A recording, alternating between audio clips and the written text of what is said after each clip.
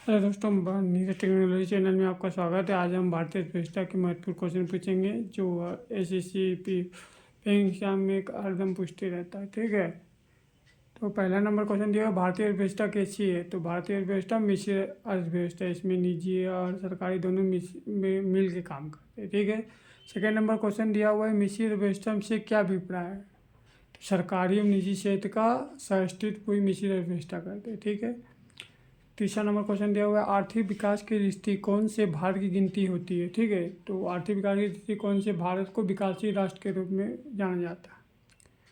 ठीक है, तीसरा का आंसर हो गया विकासशील राष्ट्र के रूप में। चौथा नंबर क्वेश्चन देता है कि भारतीय अर्थव्यवस्था का कौन सा क्षेत्र सफल राष्ट्रीय उत्पादन में सबसे अधिक योगदान देता है। ठीक है, तो प्रथम कृषि होता है, दूसरा उद्योग होता है, तृतीय सेवा क्षेत्र होता है। ठीक है, तो कृषि का जो योगदान है 16.5% है, उद्योग का 29.6%, सेवा क्षेत्र का 55%।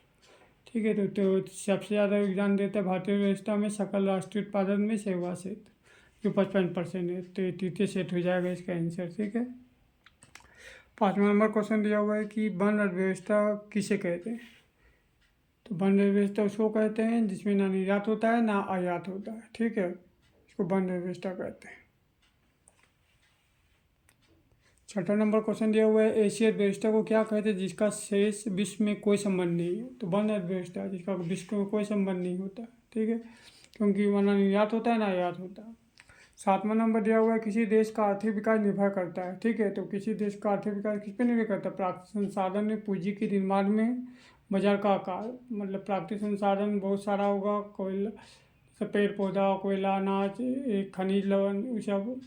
पूंजी जो ज़्यादा होगा तो बाजार, और फिर बाजार बेचने के लिए बाजार होगा, तभी उस देश का आर्थिक विकास निर्भर करता है।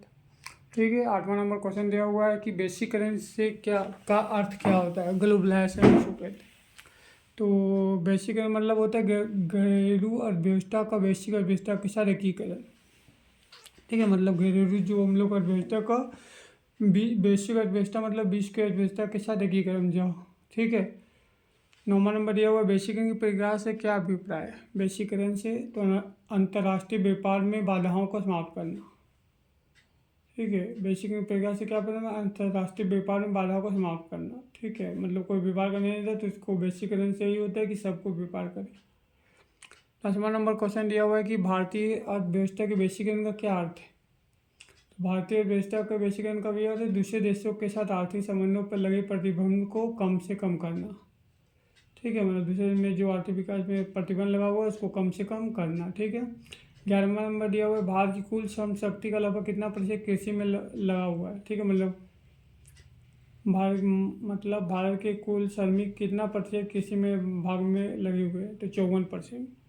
ठीक है, तो 11 का आंसर हो जाएगा 54%।